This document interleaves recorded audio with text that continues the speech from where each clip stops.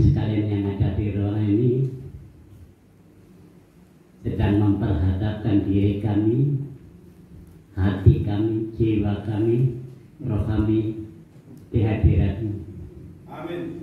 Oleh karena itu Tuhan, bukalah segala apa yang dalam organ tubuh kami, supaya kami dapat mendengarkan firman-Mu, sehingga firman-Mu dapat kami simpan di dalam jiwa roh kami. Dalam nama Tuhan Yesus kami. Amin.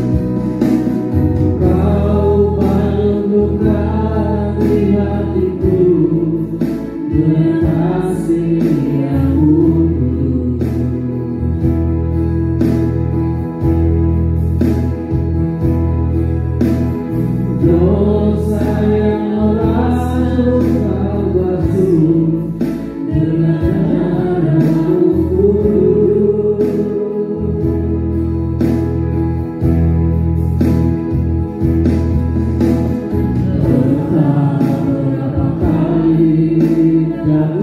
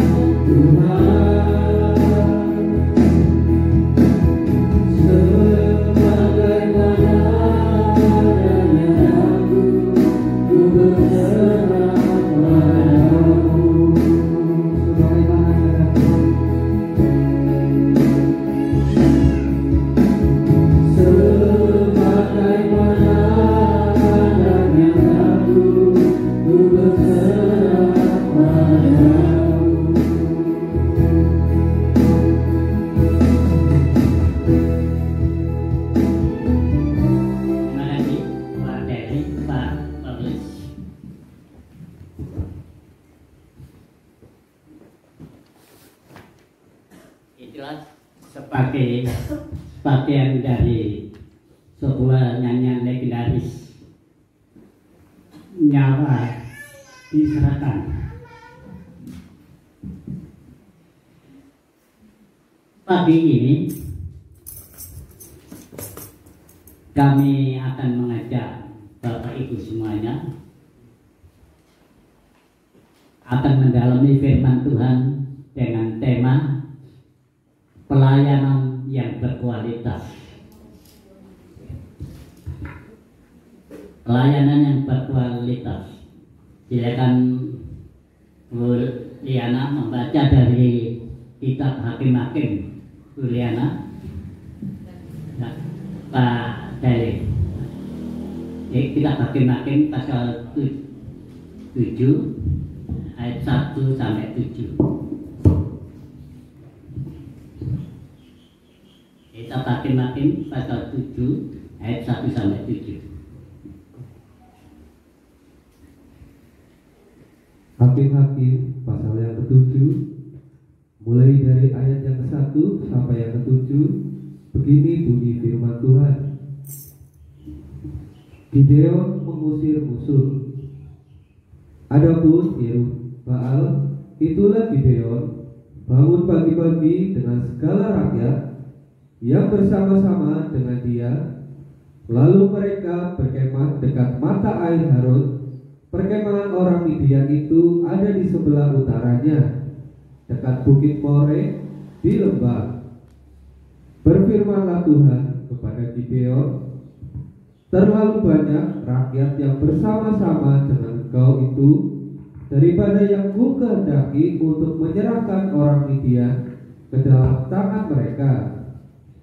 Jangan-jangan orang Israel memegah-megahkan diri terhadap aku sambil berkata, tanganku sendirilah yang menyelamatkan aku. Maka sekarang serukanlah kepada rakyat itu demikian. Siapa yang takut dan gentar, biarlah ia pulang, enyah dari pegunungan Gilead. Lalu pulanglah 22.000 orang dari rakyat itu, dan tinggallah 10.000 orang.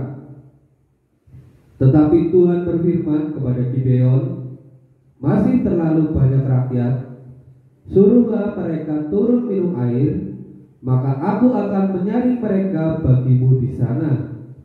Siapa yang kufirmankan kepadamu, inilah orang yang akan pergi bersama-sama dengan engkau, dialah yang akan pergi bersama-sama dengan engkau. Tetapi barang siapa yang kufirmankan kepadamu, inilah orang yang tidak akan pergi bersama-sama dengan engkau, dialah yang tidak akan pergi. Lalu Gideon menyuruh rakyat itu turun minum air, dan berfirmanlah Tuhan kepadanya, barang siapa yang menghirup air dengan lidahnya seperti anjing menjilat, haruslah kau kumpulkan tersendiri. Demikianlah juga semua orang yang berlutut untuk minum. Jumlah orang yang menghirup dengan membawa tangannya ke mulutnya ada 300 orang. Tetapi yang lain dari rakyat itu semuanya berlutut minum air. Lalu berfirmanlah Tuhan kepada Gideon, dengan ke-300 orang yang menghirup itu akan kuselamatkan kamu. Aku akan menyerahkan orang Midian ke dalam tanganmu, tetapi yang lain dari rakyat itu semuanya boleh pergi masing-masing ke tempat kediamannya. Terima kasih. Pelayanan yang berkualitas. Kitab Hakim-Hakim ini terjadi pada zaman besi kedua menurut arkeologi, yaitu kurang lebih tahun 1375 sampai 1050 sebelum Masehi. Jadi sebelum Yerusalem berdiri dan sebelum Raja Daud dan Raja Saul menjadi raja. Hakim-hakim sebenarnya ada 13 orang hakim kecil 3 orang, yang lainnya itu 10 orang. Hakim yang terkenal ialah Otniel, Ehud, Deborah di samping hakim juga menjadi nabi wanita. Kemudian Gideon, kemudian Yeftah dan Samson. Hakim-hakim ini dipilih oleh Tuhan, diurapi oleh Tuhan, tetapi tidak ditabiskan. Hanya dipilih dari tokoh-tokoh di antara suku-suku Israel yang berjumlah 12 orang itu. Pekerjaannya hakim ini adalah sebagai militer, panglima perang, dan sebagai penunjang kemasyarakatan dalam suku-suku Israel itu.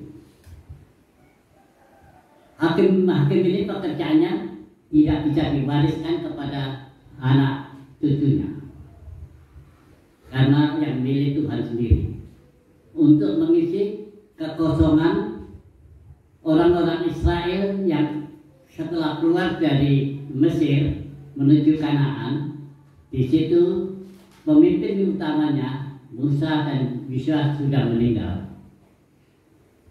Jadi hakim-hakim ini mengisi kekosongan antara kematian Yosua sampai Raja Saul yang pertama. Isi 13 hakim. Saudara-saudaraku sekalian, arti hakim ialah pelepas atau pembela keadilan. Fungsinya yang pertama ini.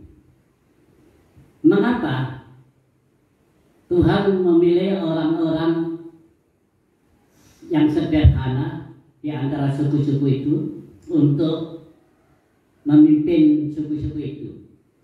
Sifatnya agak geografis, yaitu percaya kepada pemerintahan Tuhan, dan monoteisme, percaya kepada Tuhan saja. Itu tugas utama hakim ini, membawa orang Israel menjadi penyembah utama kepada Tuhan.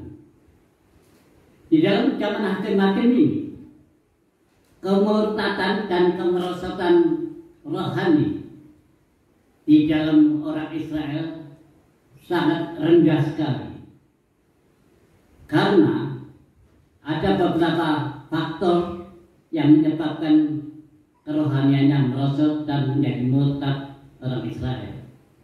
1. Kemerosotan yang dialami oleh Israel pada waktu itu, untuk tugasnya setelah masuk tanah Kanaan, tanah perjanjian yang dijanjikan Tuhan itu kepada orang Israel. Orang Israel ditugasi oleh Tuhan untuk membasmi semua suku-suku yang ada di Kanaan. Mengapa? Dilihat secara sepintas, suku-suku Kanaan ini harus ditumpas oleh Israel. Karena di dalam suku Kanaan ini semuanya moralnya bijaksana sekali. Perkawinan antara anak dengan orang tuanya, penyembahan berhala yang begitu tinggi, dan etika untuk kemuliaan Tuhan tidak ada sama sekali. Dan oleh karena itu, dilihat secara manusia, sifat Tuhan sangat kejam terhadap tanah Kanaan. Tetapi satu sisi di balik itu, Tuhan menghendaki dimusnahkannya, karena dengan hukum Taurat dikatakan bahwa hormatilah Allah, dan jangan ada patung mutiara di sampingnya, jangan menyembah berhala. Jadi penyembahan berhala, kepercayaan di luar Tuhan, itu sangat tidak disukai oleh Tuhan. Oleh karena itu Tuhan memerintahkan semua hakim-hakim ini untuk menumpas semua orang Kanaan, termasuk Midian, bangsa suku Midian yang paling kuat di antara orang-orang Kanaan itu. Kesalahan kedua yang dialami oleh orang Israel, diharuskan penyerangan masuk tanah Kanaan ini harus dari pesisir. Tapi ternyata orang Israel ambil pintas jalan sendiri, menurut pendapatnya mencari gampangnya. Dia menyerang tanah Kanaan ini dari pegunungan saja, karena tidak ada perlawanan. Padahal suku-suku Kanaan ini banyak tinggal di pesisir. Ini yang Tuhan tidak kehendaki, sehingga orang Israel kalah di dalam hal ini. Dan setelah mereka aman menduduki pegunungan, mereka mulai ikut serta menyembah kepercayaan orang-orang yang ada di Kanaan. Ini inti daripada hakimat ini, ialah melepaskan penindasan dan perbudakan dari suku-suku yang ada di Palestina itu. Saudara-saudara sekalian, kalau dilihat sepintas lalu, orang Israel sudah berusaha menaklukkan Kanaan seluruhnya. Tapi mengapa Tuhan masih menghukum mereka? Mengapa Tuhan masih memilih para hakim-hakim ini? Karena satu, orang Israel melupakan Tuhan. Kalau kita selidiki secara asal mulanya, dosa yang paling besar, kemurtatan, kerusakan rohani itu karena tidak taat kepada Tuhan. Perhatikan kalimat ini. Dosa utama di dalam orang Israel ialah tidak taat kepada perintah Tuhan sebagai pembuat janji-janji Tuhan itu. Dosa kedua, orang Israel menjalankan menurut kehendaknya diri sendiri. Seolah-olah dia lebih menentukan tanah Kanaan ini dengan pendapatnya sendiri, tanpa pertolongan Tuhan. Ini dosa yang kedua. Oleh karena itu, selama 325 tahun ini, kemerosotan moral di Israel sangat rendah sekali, baik segi agama, religiusnya, maupun segi sosialnya dan budayanya hancur sama sekali. Mereka masih percaya kepada dewa-dewanya, masih menyembah kepada pohon-pohon, dan moral etikanya tidak ada sama sekali.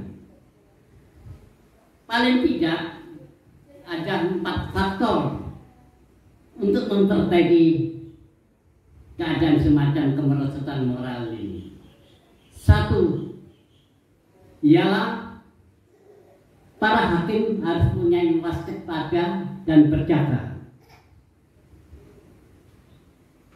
Kedua, para hakim harus mempunyai visi dan misi untuk menyelamatkan bangsa Israel. Ketiga, bangsa Israel harus rela berkorban untuk bangsanya. Keempat, bangsa Israel harus punya persatuan di dalam suku-suku itu sendiri. Ini baru bisa menegakkan kembali rohani yang merosot itu. Kita kembali kepada hal yang pertama, ialah berjaga dan waspada. Kata-kata berjaga dan waspada ini sangat menjadi kunci dalam pelayanan yang berkualitas untuk orang Israel. Pelayanan yang berkualitas harus memperhatikan ciri-ciri yang Tuhan berikan, karena ciri-ciri prinsip Tuhan tidak bisa disamakan dengan prinsip manusia, karena prinsip Tuhan ilahi itu sangat abadi. kita melihat bagian pertama yaitu waspada dan berjaga. Silakan Pak Heri ingatkan airnya.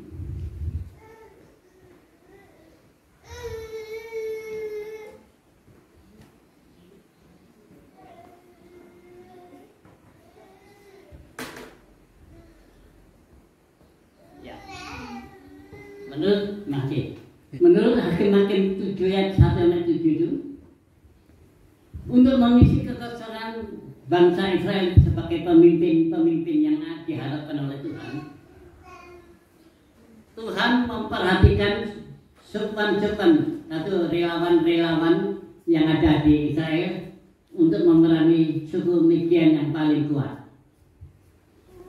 Kemudian pada waktu pendaftaran relawan yang untuk memerangi para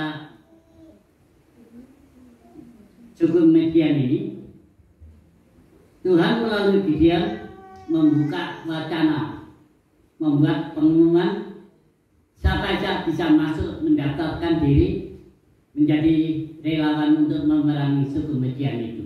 Karena suku ini sangat tinggi-tinggi besar orangnya dan tombaknya luar biasa, sepatunya juga hebat dari kulit yang sangat kuat sekali seperti Goliat. Jadi suku Goliat itu termasuk di dalamnya ini, tinggi-tinggi. Sampai orang Israel sendiri takut kepada suku Midian ini. Oleh karena itu diperlukan relawan-relawan tiap suku yang ada di Israel yang berjumlah 12 itu.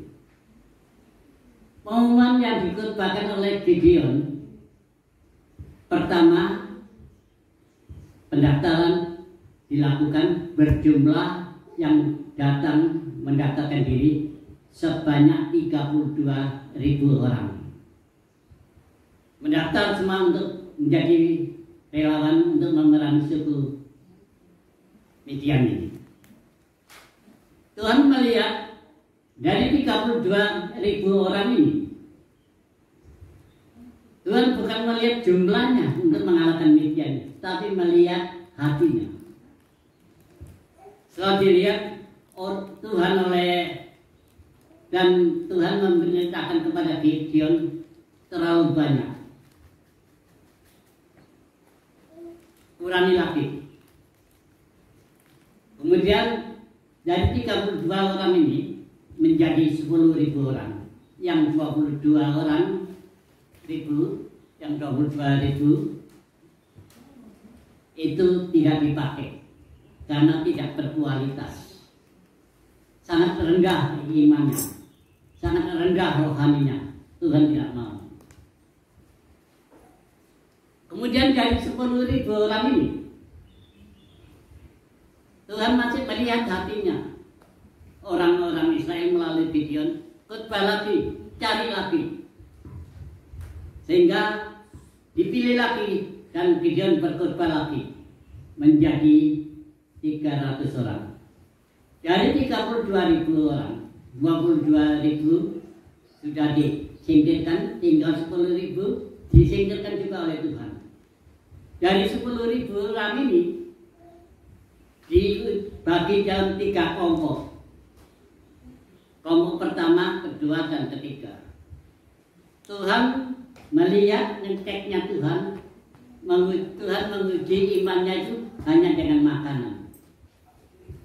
Perhatikan di sini.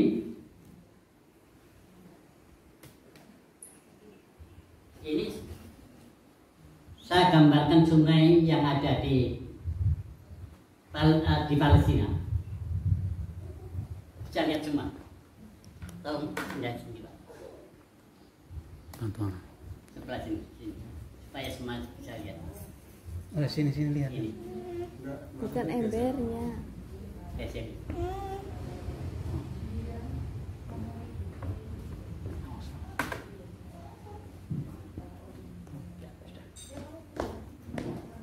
Kelompok pertama, cara minumnya yang diperhatikan Tuhan itu begini, mengeluarkan lidah dan menjilat air ini untuk minum itu. Dilihat oleh Tuhan, pinggirkan orang ini. menjilat air untuk minum ini disingkirkan oleh Tuhan. Kelompok kedua seperti ini dinamakan seperti minum seperti anjing karena menjilat-jilat. Anjing itu selalu menjilat-jilat. Ini kelompok pertama. Kelompok kedua tidak menjilat, tetapi kepalanya dimasukkan begini sampai tidak timbul-timbul lagi setelah minum itu. Ya, dia kemudian menimbulkan gini. Tuhan melihat tidak berkualitas juga di hadapan Tuhan. Kelompok yang ketiga, yang 300 orang itu, dari 10.000 orang itu dibagi 3 kelompok. Kelompok satu minumnya, menjilatnya seperti anjing. Kedua, minumnya memasukkan kepalanya di dalam sungai itu seperti kerbau. Jadi tidak melihat. Kelompok ketiga, orang itu berlutut. Kelompok yang ketiga, yang 300 itu berlutut, ya. Setelah berlutut, dia mengambil air begini, bisa lihat itu Pak, agak minggir Pak. Ya, masih ya. Setelah berlutut, mengambil airnya begini, diminum, tapi melihat kanan dan kiri. Mengapa lihat kanan dan kiri? Dia sambil makan, minum air sungai itu, waspada terhadap kanan dan kiri musuhnya itu yang akan menyerang itu. Ini yang orang yang berkualitas yang dipakai oleh Tuhan. Minuman di dalam Alkitab, air itu dilambangkan sebagai sumber kehidupan, yaitu firman Tuhan. Kita kalau menjadi orang Kristen yang berkualitas, jangan membaca Alkitab atau meminum atau makan firman Tuhan itu hanya menjilat-jilat, hanya apa? Sekilas saja membaca Alkitab itu. Ayat yang baik dia ambili. Terus kita pilih ayat yang sesuai dengan jiwanya, tidak rutin.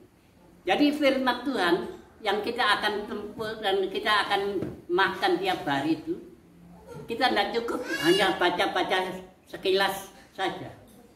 Banyak orang hafal kitab suci, tetapi hanya sekilas, tidak dimasukkan dalam hati.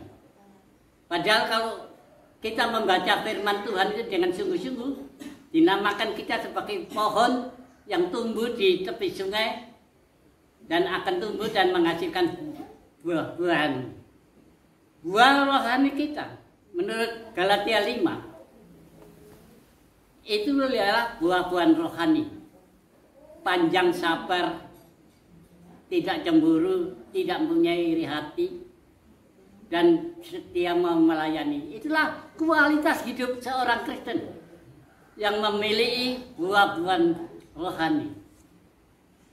Jadi kita menjadi orang Kristen tidak cukup hanya membuka-buka ayat-ayat yang baik-baik saja, yang sesuai dengan hidup kita, tapi kualitas pembacaan Alkitab tidak masuk dalam hidup kita. Kita jangan diharap kita menjadi orang Kristen yang baik. Ini artinya menjilat-jilat, artinya firman Tuhan hanya diketahui hanya sebagian aja, tidak semua. Yang kedua, kelompok yang kedua ialah yang minum air ini dengan mencelupkan kepalanya ke dalam sungai itu. Tidak dipakai oleh Tuhan dan disisihkan oleh Tuhan. Orang yang demikian pun tidak berkualitas di hadapan Tuhan. Mengapa? Kalau kita ingin makan dan minum dan memperhatikan firman Tuhan, kita tidak bisa menyelami firman Tuhan tapi tidak memperhatikan sekitarnya apa yang terjadi di dalam sungai itu. Sehingga dia tidak tahu kalau ada musuh. Padahal musuh setiap waktu ada dalam sekitar sungai itu. Yaitu orang yang tidak memperhatikan orang lain. Kita membaca Alkitab, kita mendengarkan firman Tuhan, tapi tidak memperhatikan tetangga kita yang masih belum diselamatkan. Ini tidak dipakai oleh, namanya hidup kekristenan kita belum berkualitas. Ini yang kedua. Yang ketiga, orang yang minum dengan mengambil air, diminum jangan melihat kanan kiri. Ialah orang yang dipakai oleh Tuhan. Mengapa? Pada waktu dia minum ini, dia menyembah dengan Tuhan, membaca firman Tuhan, mendengarkan firman Tuhan dengan doa dan berlutut di hadapan Tuhan, dan melihat ke atas dan melihat kanan dan kiri, waspada terhadap tetangga dan orang-orang di sekitar kita. Itulah namanya orang Kristen yang berkualitas, sehingga menghasilkan buah-buahan rohani. Di mana tempat Anda sekaliannya ini? Masih.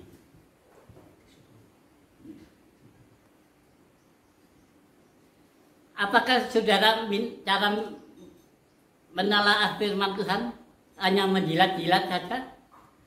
Atau saudara membaca firman Tuhan atau menerka firman Tuhan tanpa memperhatikan sekitarnya? Atau saudara tidak pernah memohon kekuatan daripada Tuhan untuk melihat sekitar kita? Perbaikilah hidup saudara sebagai orang Kristen yang berkualitas.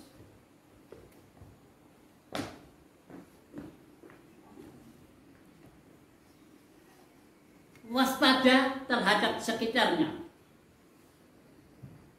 Ialah dosa yang paling menjatuhkan orang Israel pada waktu itu ialah tentang materi yang ada di Midian.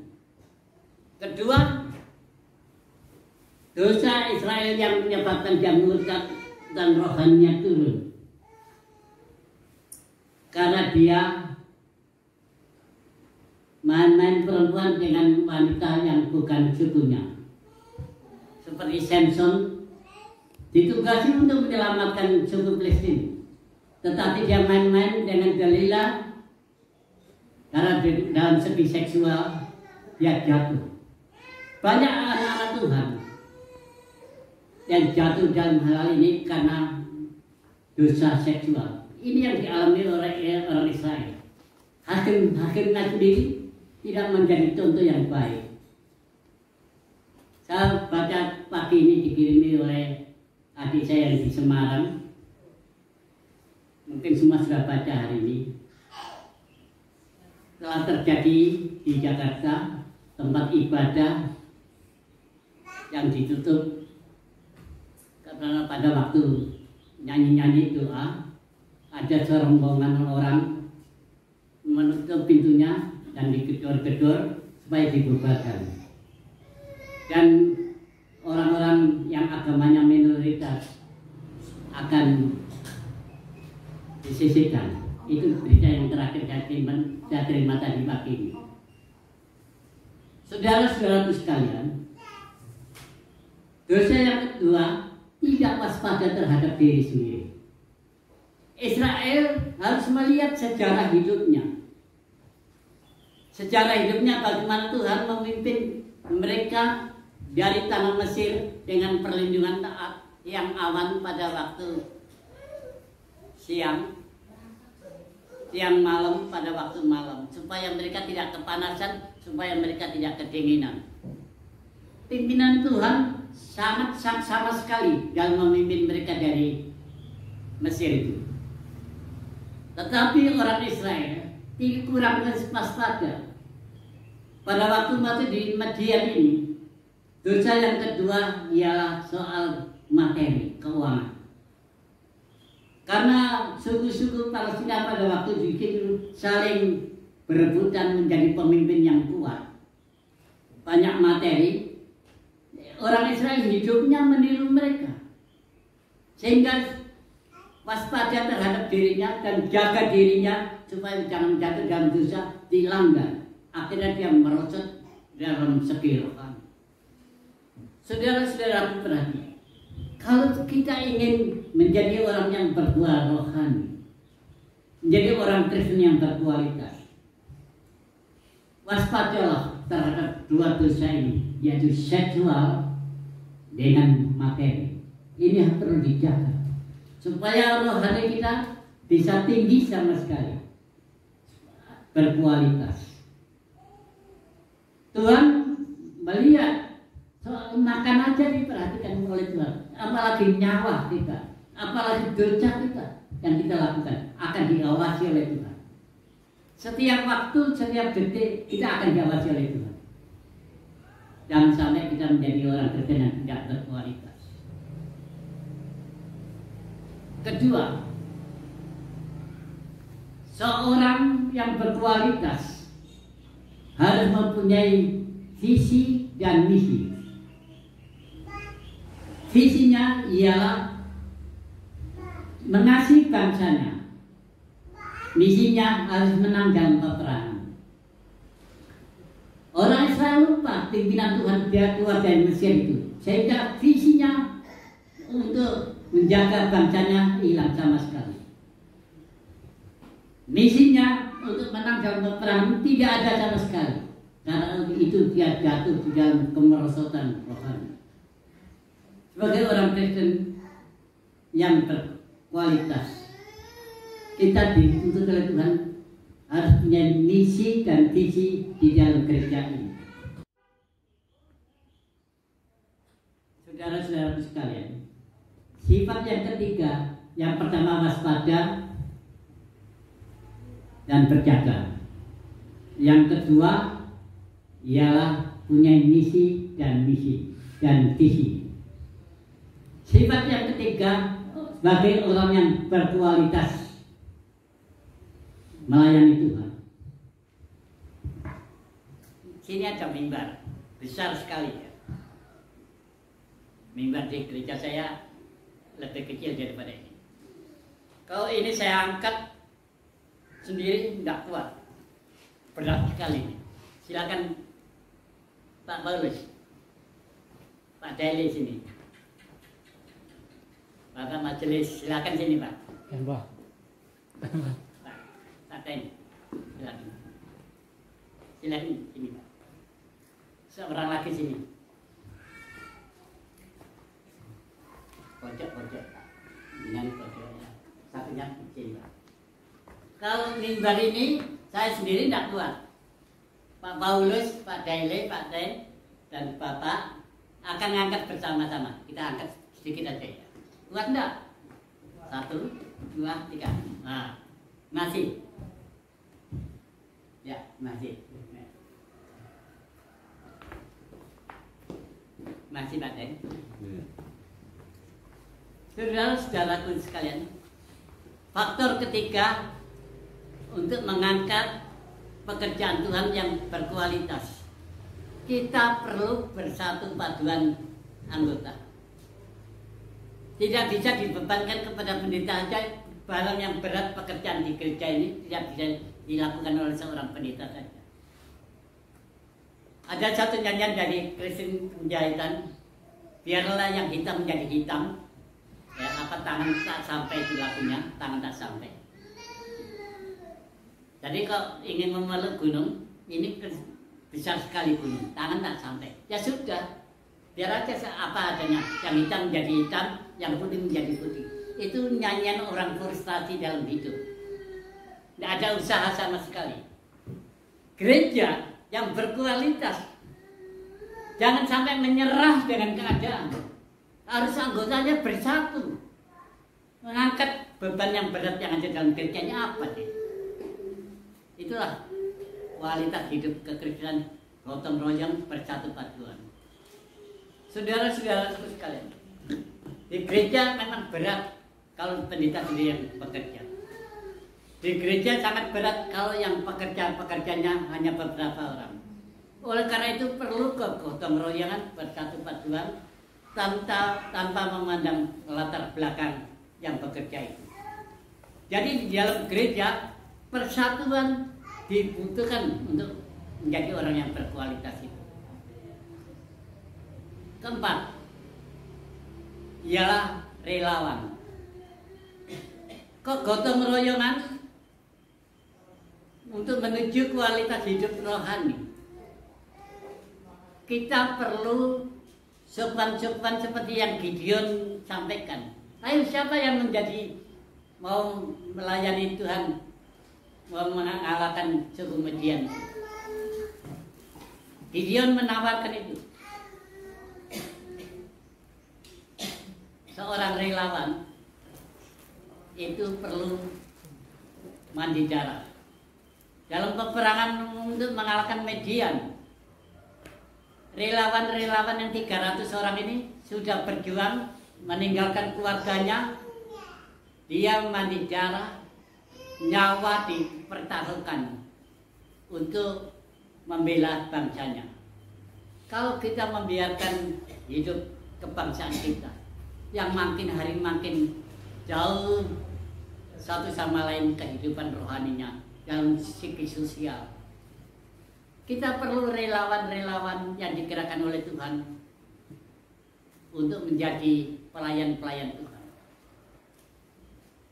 Seorang relawan sudah mencurahkan segala potensi yang ada dalam hidupnya untuk suatu pekerjaan yang tertentu supaya pekerjaan itu berhasil. Saya ingat pada waktu tahun 45, saya sendiri ikut berjuang pada waktu itu. Bagaimana seorang yang tidak pernah diperhitungkan dalam kancah peperangan, yaitu Bung Tomo. Begitu Belanda masuk tahun 48 masuk Surabaya dan mengadakan penyerangan yang agresi kedua, Bung Tomo tanpa diperintah, tanpa apa, menjadi relawan sampai pidatonya berapi-api menggugah masyarakatnya menjadi relawan untuk melawan Belanda. Dan akhirnya dalam peperangan di Surabaya itu Belanda jatuh sampai Jenderal Malipi meninggal karena serangan orang-orang Surabaya. Saudara-saudaraku sekalian, relawan yang ada kalanya membutuhkan perjuangan yang gigih, yang tajam untuk menjadi orang yang berkualitas, yaitu untuk bangsanya. Kalau kita menjadi umat Tuhan, kita harus berani berserah kepada Tuhan, menjadi orang yang berkualitas seperti Bung Tomo, menyerukan orang lain yang belum ikut berjuang untuk Tuhan. Kita perlu diperjuangkan itu. Ada beberapa tips seorang yang menyebabkan orang itu jatuh. Perhatikan di dalam hal ini.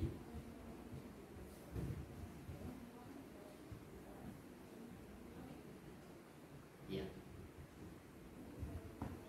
Prinsip rohani yang diberikan Tuhan kepada kita semuanya. Prinsip rohani ialah prinsip Tuhan itu abadi. Mulai zaman besi kedua, yaitu tahun 1375 yang lalu sebelum Masehi, sampai sekarang prinsip ilahi itu sama, yaitu ingin menyelamatkan orang-orang yang hidupnya susah. Mengapa kita sebagai orang Kristen ada kalanya kita menderita? Orang lain yang belum percaya kepada Tuhan lebih enak hidup daripada kita. Ada kalanya orang lain yang lebih enak hidup daripada kita menindas kita, supaya kita sadar panggilan Tuhan, supaya kita diajari oleh Tuhan kembali bertobat, maka kehidupan jaminan sebagai anak Tuhan, sebagai janji kepada Abraham, Ishak dan Yakub akan berlaku dalam rumah tangga kita. Banyak rumah tangga yang saat ini berantakan, baik dalam segi sosial, spiritual maupun agama atau budaya. Berantakan karena tidak mempergunakan prinsip-prinsip ilahi. Kedua, Allah memakai orang-orang yang melayani dengan diurapi Roh Kudus. Jadi kalau saudara menjadi orang Kristen yang berkualitas, Roh Kudus ada dalam hidup saudara. Perhatikan pada waktu Tuhan Yesus mau melaksanakan tugas, pertama kali dia dibaptis, Roh Kudus turun di atasnya. Tugas utama ialah orang yang dipilih untuk melayani Tuhan yang berkualitas, ada Roh Tuhan yang ada dalam hidupnya.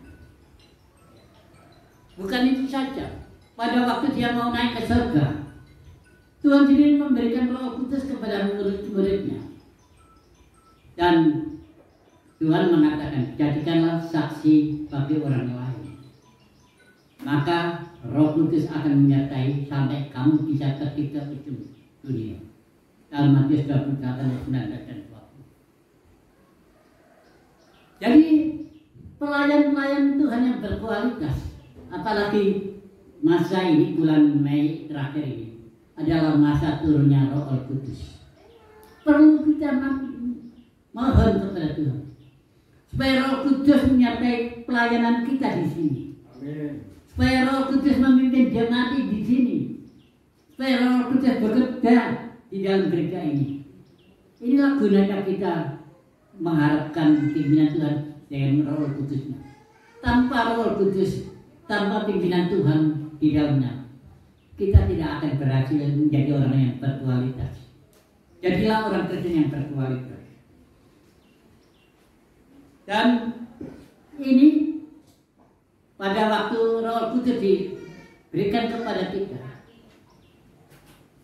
kita mengerti cara Allah akan melebarkan kerajaannya di dalam gereja ini. Jadi cara Allah melebarkan kerajaannya Allah, kalau setiap orang Kristen yang beriman kepada Tuhan, yang menjadi pelayan Tuhan, memilih visi kuasa Roh Kudus.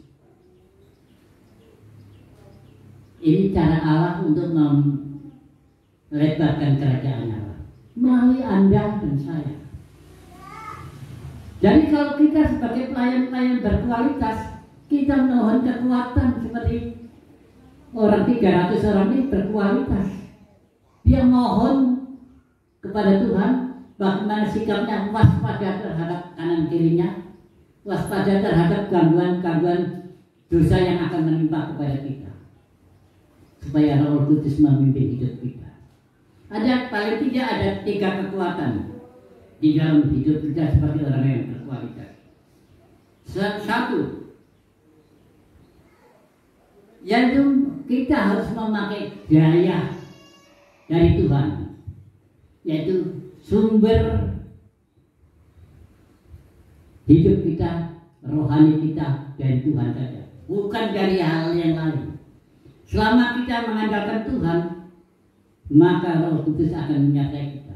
Selama kita memperjuangkan otak kita sendiri, Roh Kudus akan menjauhkan diri. Seperti Saul, sudah diurapi Tuhan dan Roh Kudus, tetapi dia memakai cara-caranya sendiri. Roh Kudus, Roh Tuhan tidak berkenan kepada dia. Jadi gereja ini berkualitas, pemimpinnya berkualitas. Kalau kita mengandalkan Roh Kudus, kekuatan daya dari Tuhan itu. Kedua, kita harus ada kekuatan. Kekuatan kita ini apa? Ialah doa, seperti tadi contoh 300 orang. Dia mohon makan firman Tuhan dengan kekuatan doanya sampai dia menjadi orang Gideon 300 orang yang berkualitas. Ada kekuatan, yaitu firman Tuhan dengan doanya. Satu, ada daya dari Allah sendiri. Kedua, kita kekuatan doa dan firman Tuhan yang ada dalam hidup kita. 3, kalau kita ingin menjadi orang Kristen yang berkualitas, kita harus punya kuasa. Mengapa kita sekarang tidak punya kuasa untuk menyembuhkan orang? Mengapa kita tidak punya kuasa untuk menolong orang lain yang masih hidup dalam kegelapan? Karena kita belum meminta seperti 300 orang ini. Kualitas hidup, ada daya dari Tuhan sudah disiapkan, ada kekuatan sudah disiapkan, ada kuasa yang belum. Oleh karena itu, kalau kita ingin gereja ini maju, kuasa dari Tuhan itu perlu diusahakan, yaitu Roh Kudus sendiri. Kuasa Roh Kudus akan mengubah segalanya untuk pelayanan kita yang berkualitas. Ada amin, saudara-saudara? Oleh karena itu, jadilah orang Kristen yang berkualitas sehingga menghasilkan buah-buahan rohani. Kiranya Tuhan memberkati kita semua. Rohmu yang hidup penuhiku, mengalir dalamku, jiwaku terang bersamamu, dalam naungan Rohmu yang kudus pulihkan, Rohmu yang kudus pulihkanku, Engkaulah damai, ku hidup oleh anugerah-Mu, ku hidup oleh anugerah-Mu yang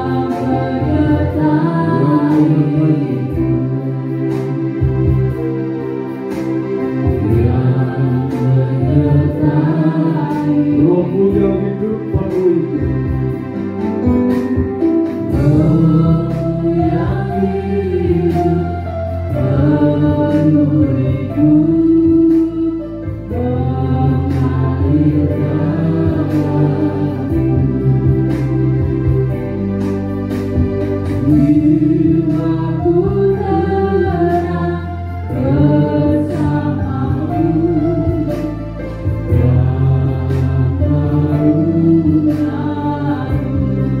Rohmu yang kudus pulihkan, Rohmu yang kudus pulihkanku,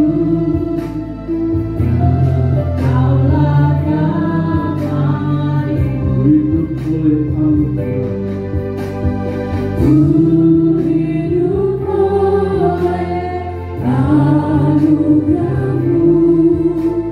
yang menyertai ku,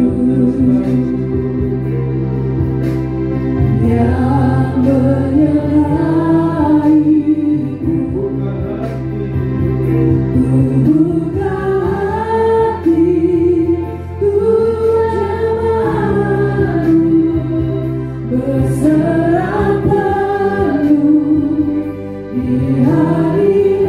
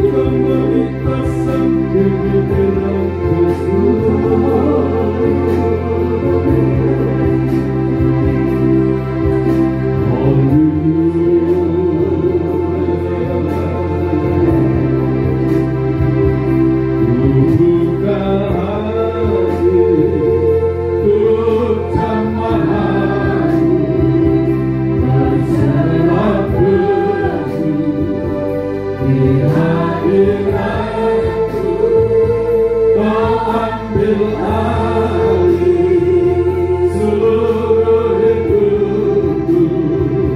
Biarkanku menyelam.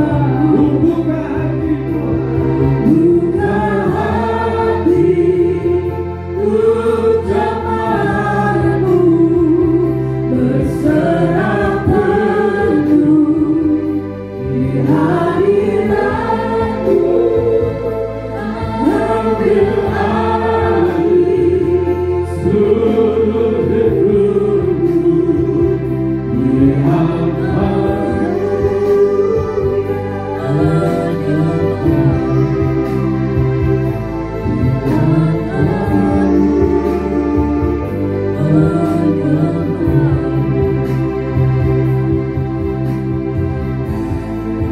Bapa dalam surga, hamba-Mu, Engkau pakai untuk menyampaikan kebenaran firman-Mu, bahwa pada saat-saat ini Engkau sedang menanti, mencari anak-anak-Mu yang berkualitas iman, pengharapan kasih kepada-Mu, berkualitas keteguhan hati. Tuhan akan pakai pada akhir zaman ini, bukan jumlah tapi kualitas, untuk menjadi alat-Mu pada akhir zaman ini, untuk menjangkau bangsa pilihan Allah.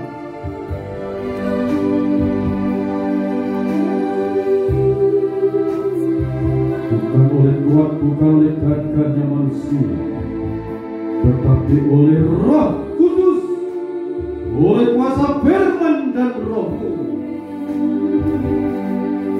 Terima kasih buat lawatan-Mu pada saat ini. Kami tangkap pembicaraan-Mu ini. Biarlah kami semakin berlutut, menyembah, memamah biak kebenaran firman-Mu. Pakai dan urapi hamba-Mu Bapak yang telah menyampaikan kebenaran firman-Mu. Dalam usia yang sudah 100 tahun Kau memberikan anugerah, kekuatan, kesehatan lahir dan batin, memberikan semangat yang membara untuk mulai pekerjaan-Mu. Pakai beliau, pakai hamba-Mu suami istri, pakai seluruh anak cucu cicitnya, dimanapun mereka melayani, penyertaan Tuhan menyertai. Di dalam nama Tuhan Yesus Kristus, program pelayanan ke depan urapi dan kuasa di dalam nama Tuhan Yesus Kristus, baik untuk pengobatan gratis untuk urapi dan kuasa, tenaga medis satukan dengan kuasa Kudus. Tahlil kalau darah Yesus Kristus, peralatan yang berkati, obat-obat yang dari dokter berkati, dikuduskan oleh percikan kuasa darah Yesus Kristus. Setiap rakyat umat-umat-Mu yang datang minta tolong, ulurkan tangan-Mu melalui tenaga kesehatan ini. Hadir Tuhan, melawat masyarakat ini, bebaskan dari penerimaan berhala, bebaskan dari roh perbudakan iblis dan konspirasinya. Di dalam nama Tuhan Yesus Kristus, segala kuasa dipatahkan dan hancurkan dalam nama Yesus Kristus. Berkat-berkat yang melimpah di tempat mati, mujizat menyatakan, cukupi semua kebutuhan anak-Mu, hamba-Mu yang telah berkorban berkati hamba-Mu. Berkat 30 kali lipat, 60 kali lipat, 100 kali lipat, limpahkan dari tempat yang mati ini. Dalam nama Tuhan Yesus Kristus, pelayanan pengobatan kami persembahkan dalam tangan Tuhan. Di dalam nama Tuhan Yesus Kristus, Engkau memberkati perjamuan kudus yang telah dipersiapkan oleh hamba-Mu, dikuduskan oleh percikan kuasa darah yang Maha Kudus-Mu. Kuasa kebangkitannya adalah perjamuan suci. Engkau akan melayani Engkau berkati dengan kuasa. Dalam nama Tuhan Yesus Kristus saya berdoa. Amin. Kita akan angkat tubuh Tuhan. Terima kasih Bapa dalam surga atas kasih, rahmat dan anugerah. Di tangan kanan kami memegang tubuh Tuhan. Kita dengarkan firman Tuhan dalam Injil Matius pasal 26 ayat 26 sampai 28. Dan ketika mereka sedang makan, Yesus mengambil roti, mengucap berkat, memecah-pecahkannya, lalu memberikan kepada murid-muridnya dan berkata, ambillah, makanlah, inilah tubuhku. Kita akan makan bersama-sama dalam nama Tuhan Yesus Kristus.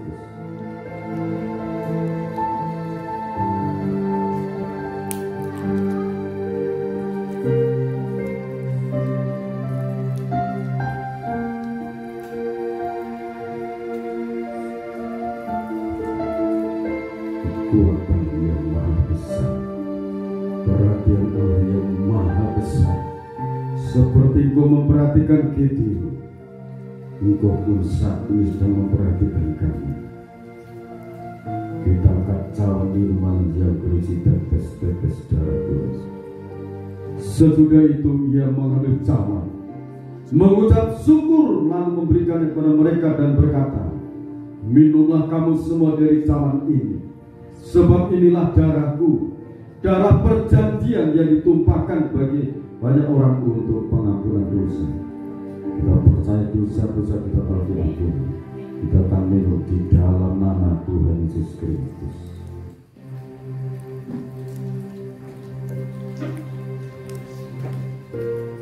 Terima kasih.